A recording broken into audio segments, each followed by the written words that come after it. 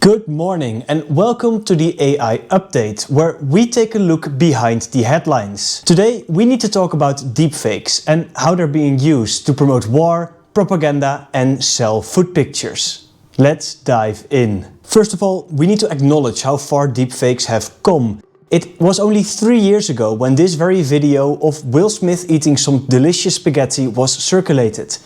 It still haunts me at night. And while this video was very disturbing, we need to acknowledge that current AI and deepfake videos are completely different. On social media, we are now confronted with AI deepfakes being used for political means every single day. And experts put it well when they say that these deepfakes don't just seem realistic, they also feel realistic, and that differentiation is actually very important. Even if deep down we know that we're looking at AI generated content, the effect on our brain is largely the same as if it were real.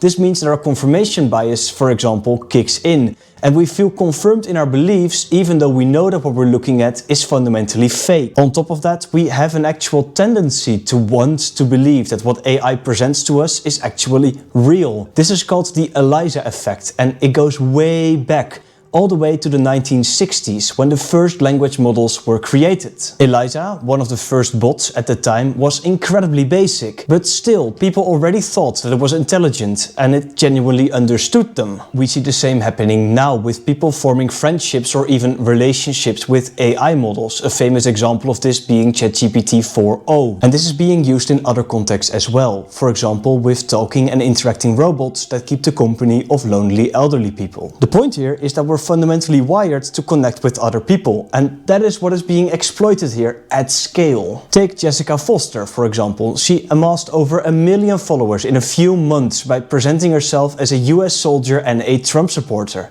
The problem? She doesn't exist. What did exist, however, was her OnlyFans account, or at least somebody's OnlyFans account, because once again Jessica was fully AI generated. Once this story broke in the news, her social media accounts were all pulled offline, but she isn't the only one. Look at this account, Cobgirl 1, a completely AI generated police officer that is posting political content towards a real audience. It just shows how easy it is to spread propaganda and food pictures through AI, and how susceptible we are to all of this. And this is extremely alarming because through these means AI is changing the way that we look at war. Social media showed us the cruel reality of war. AI generated content risks taking that away from us again. Take for example Operation Epic Fury, which is heavily being promoted through AI on social media, and this works especially well as the Iranian government has blacked out the internet for over a month now. This means that only the AI generated and fake version of this war is being projected on the internet,